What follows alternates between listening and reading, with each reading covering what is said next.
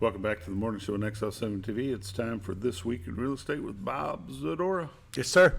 How's Mr. Z? Good, good. Good? Look, a little pumpkin sitting here. I didn't realize that was going to be quite that orange with this backdrop. No, I'm just kind of wondering about that, Z. It is Halloween. It is. It's fall. Welcome to This Week in Real Estate with Jack O'Lantern. Oh, very good, very good. That's good. Real estate market is slower than what you would like, Yeah.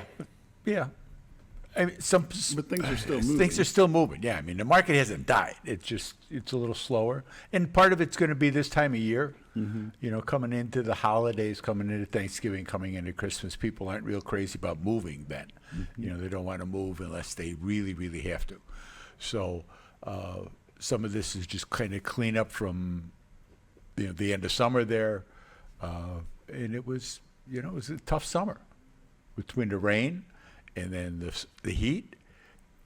We didn't have. I bet if I checked with Danny that the tourist numbers were probably down some. And, so. I could see, just judging from the campground down White River campgrounds down below us, and I kind of use that as a gauge of how many people are in. And their numbers were down. You could see it. The numbers of boats, the numbers of guys standing in the water, trout fishing and things. So it was hot where they were at, and it was like, well, if it's just as hot down there, or over there, or up there, wherever direction they're coming from, why bother? So, but the real estate market's moving. People are still calling. People are looking for things. It's kind of funny. People, you get a lot of dreamers, and then they got a call from a woman, and she wanted to see. They're coming down, and I want to see all of your lake houses. Sure you are. Yeah, well, it's not quite the way we do things. What is it you're looking for? And she got her kind of, okay, well, I got to have this many bedrooms, this many baths. I'm looking for this as a special feature. That is a special feature, and that's great. And how much do you want to spend? And she said, like, $350,000, $400,000. Linda says, make a nice down payment. well, yeah, where did you get that you could get all of this for that? I said to Linda when we were talking about it, I says, there isn't a city in this country that you could buy a nice lake house that's, all new and with all the things that she wanted for that kind of money. Why would you think you could do it here? Because it's Arkansas. Can't. Yeah, well, we get that too. Well, it's Arkansas. Wait a minute. That may have been maybe old. Right. Exactly. So it's kind of an interesting dynamic when the perception that people have that well, I'm just going to go down and steal stuff from them. Yeah, no, you're not. You're not. No. Do yourself a favor. So Linda talked to her through the whole process, and started sending her at different price points the houses that that met her criteria, and. So she's up to like $750 now, probably more to get all the things she wants. And then, but that's what shopping is for homes. You give a little, you take a little, you got to work out what's best for you. What is it that I really need? That's where we are with it. And all realtors are with that.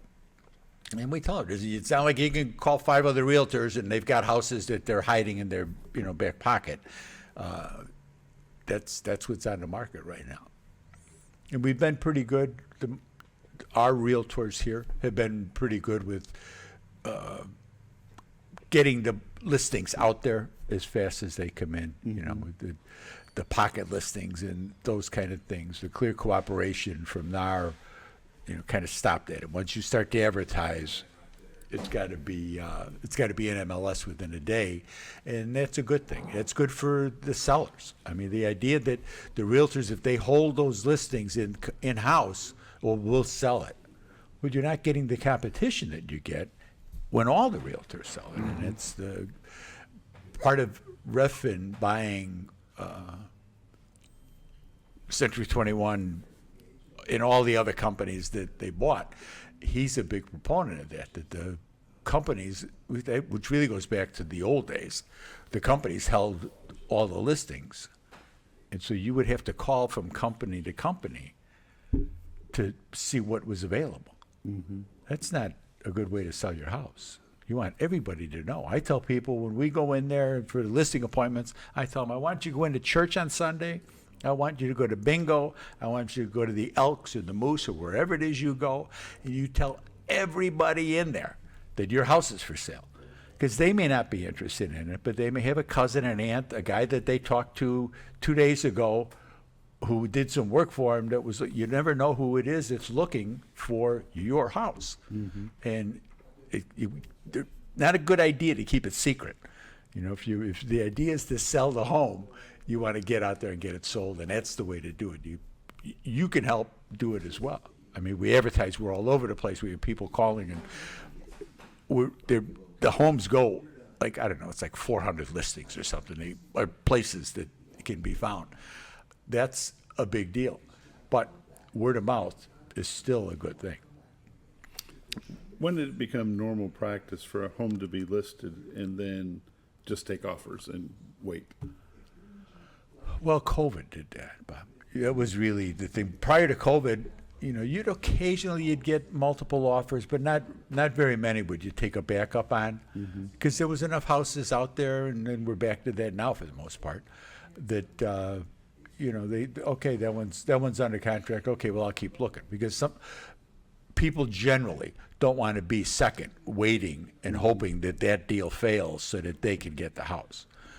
That's generally, we don't want to show houses that are, they changed the listing criteria on the MLS. It used to be active pending, and it would be active contingent, excuse me. And those homes meant either that they were waiting for financing, they were waiting for the inspection to get done. It was contingent upon something else, some act in furtherance going to occur to sell for the house to go under contract and move to closing. People didn't want to see those houses, because if they'd find something that they like, inevitably they would. That'd be they'd walk in the house and go, "Oh my God, this is the Gotta one. have it. This is it. But there's an offer on it already, and that offers I'll offer them more money. No, you can't do that. It's not the way it works. That's a legally binding contract, and they're going to either fulfill that, or it's going to blow up for whatever reason, and then you would be able to make your offer. Is it customary for a realtor to say, okay, I've listed this house today, I've showed it 10 or 12 times, the next day, get 5 offers on it, take all 5 offers to the seller? How Yeah. does that work? Yeah, generally that's what we would do. We would take all the offers there, and Linda had like a spreadsheet made out with the offer prices, what type of offer it was, whether it was cash or it was a VA loan, a standard mortgage, however they were going to finance it, when they wanted to close, whether or not they had any earnest money down, things that affected the seller, you know, that they'll give you 10 days after closing to get out. You know, they want to take possession right away because their house is sold and they need to get into someplace. There's different things that come up, and every deal's unique. So I think the most we ever had was like 4 offers on one that we went in with. Took them. And sometimes you get them all, and you just call the agent and say, okay, give us your highest best, and you know, we'll go from there. Every seller is different. You know, I don't care about all that. Just give me how much can I get for it? Okay, then you'd call them back and say, what's the best offer you got? You know, how high can your people go? And go from there. And then you would have, then when you present them, they'd be like, well, I want 10 days up. Well, that's what we were doing. That's what we were trying to set this up so you could make better choices that affect you. You know, it's not Bob and Linda aren't buying the house. Bob and Linda are trying to help you make good informed decisions, and that's always what it's been. Interest rates, if you talk to Chris, what do they I do? told you, they're down in the mid 6s. If you can come up with some, by a point, you can be down in the 5s. That's the lowest we've been in 3 years since it started. You know, so they're down quite a bit. There's a lot of refinancing going on.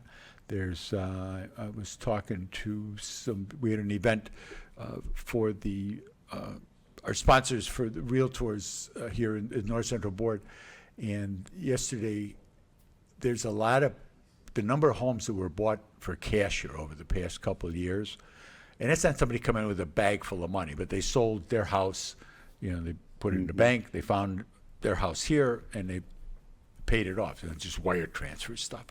But those are cash deals because they're not getting a mortgage, so generally they're not getting an appraisal. Always, always, always, I don't care who your agent is or anything else, always get the home inspected, always. There was a while there when there were multiple offers like that people were waiving inspections. You never know how that's going to go. That's not always money. Well, it's always money well spent to get it inspected. We've been working on our sellers to get the home inspected before we hit the market, so we know. So there's no surprises. That's the big thing. You don't want to, because I say it all the time, crawl in a crawl space, get up in the attic, that type of stuff. Nobody does. So you want to get all the little electrical jiggles that you don't think anything about that are going to fail.